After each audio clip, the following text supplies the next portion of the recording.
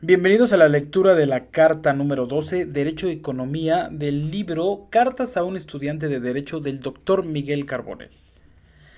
Una de las omisiones más llamativas en la enseñanza jurídica en México es lo que tiene que ver con el derecho y la economía. En otros países, los estudiantes dedican una parte de su formalización a analizar la interacción entre estas dos ramas de las ciencias sociales.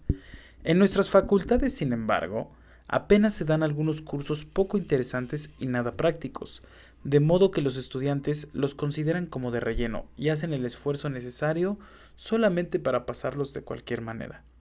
Y tienen razón, ya que a veces, como me pasó a mí durante la carrera, se explican cosas verdaderamente superadas, que no tienen nada que ver con los procesos económicos actuales.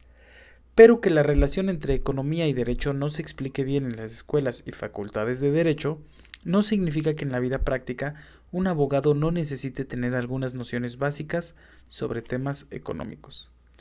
Richard Posner, quizá el teórico que más ha escrito sobre derecho y economía en el mundo, escribe con razón que la mayoría de los abogados y los estudiantes de derecho, incluso algunos muy brillantes, tienen dificultad para conectar los principales principios económicos con problemas legales concretos.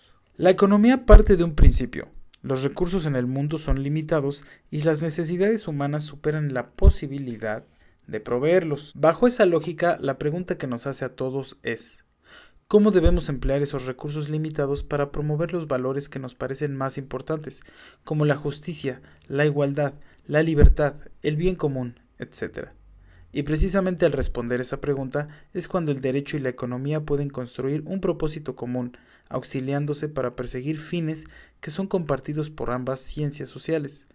La economía se ocupa de la manera en que se pueden maximizar los recursos, partiendo de la idea de que el ser humano actúa de forma racional para aumentar su bienestar o sus áreas de oportunidad en todos los ámbitos de la vida.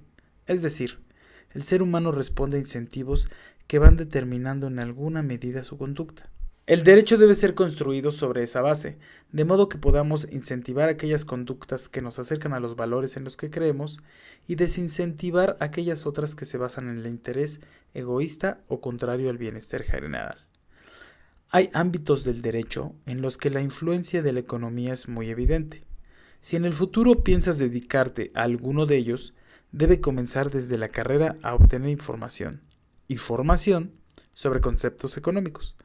Pensemos en ámbitos como el derecho fiscal, el derecho corporativo, el derecho de la propiedad industrial e intelectual, patentes, marcas, etc., el derecho de los contratos mercantiles, la regulación de los servicios públicos y otros muchos que se podrían mencionar.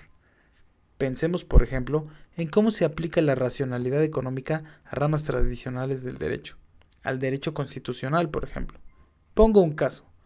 La economía acepta que, en términos generales, los monopolios son perjudiciales para el crecimiento económico, para la generación de bienes y servicios de calidad, ya que dificultan que el consumidor obtenga mejores precios, entre otras cuestiones. ¿Cómo se aplica lo anterior a las candidaturas para cargos de representación popular? ¿Es positivo o negativo que los partidos políticos tengan el monopolio de la postulación de candidatos? ¿Nos da buenos resultados? ¿Cómo podríamos mejorar la competencia política para que los ciudadanos tuvieran la mejor oferta posible? Son preguntas que no pueden ser contestadas solamente con base en la pura racionalidad económica, pero para cuya respuesta ayuda a conocer los argumentos que, en otro ámbito, se han dado en contra de los monopolios. Pensemos, por ejemplo, en la racionalidad económica que está detrás de los enormes subsidios que el Estado mexicano, o sea, todos nosotros, la ciudadanía en su conjunto, le transfiere a los partidos políticos en concepto de financiamiento público. Es obvio que el financiamiento público de las actividades de los partidos tiene ventajas sobre el financiamiento privado, pero debemos de analizarlo bajo una cierta racionalidad económica, para saber en qué momento se rebasan los montos que serían aceptables. Y además, la racionalidad económica nos puede ayudar para saber en qué actividades los partidos deberían de tener prohibido gastar el dinero que les damos los ciudadanos. En ese sentido, me parece que fue un buen cálculo económico el que la reforma constitucional de noviembre de 2007 prohibiera a los partidos comprar espacios en medios electrónicos de comunicación, pues anteriormente se trasladaban un número altísimo de recursos a la televisión y el radio, como si los ciudadanos estuviéramos subsidiando a las empresas propietarias de esos medios. Un análisis de racionalidad económica precisamente podría ubicar esas áreas de oportunidad para mejorar el sistema jurídico. A veces se piensa que la economía no tiene relación con la justicia, incluso se llega a afirmar, de forma equivocada, que el pensamiento económico entorpece u obstaculiza la búsqueda de la justicia. En realidad, existen planteamientos económicos que nos pueden ayudar mucho a construir sociedades más justas. Por ejemplo, no son pocos los economistas que han escrito sobre justicia distributiva, como una forma de lograr una cierta igualdad económica que se traduzca en un mejor acceso a bienes básicos, salud, educación, trabajo, vivienda para todos. Como quiera que sea, lo cierto es que un estudiante de Derecho debe estar advertido de la importancia de la economía y de lo mucho que puede ayudarnos en el ámbito jurídico. Cuando seas un abogado en ejercicio, deberás tomar en cuenta las consecuencias económicas que derivarán de tus decisiones. Promulgar leyes, expedir reglamentos, hacer reformas constitucionales, ratificar tratados internacionales o incluso dictar sentencias. Son actividades que también determinan la fiabilidad, la fortaleza y el crecimiento de una economía. Por eso es que debemos ser capaces de utilizar todo nuestro conocimiento para hacernos cargo de esa relación estrecha que debe haber entre economía y derecho, pese a que muchos profesores de nuestras escuelas y facultades no opinen lo mismo.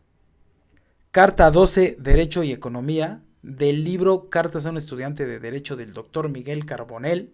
Si te gusta esta serie, hazme un comentario porque todos los demás videos están un poco solitos y me gustaría saber que a alguien le está sirviendo todo el tiempo que me tomo al compartirles la lectura de este video. Hazme un comentario o mínimo déjame un like si es que te está sirviendo de algo.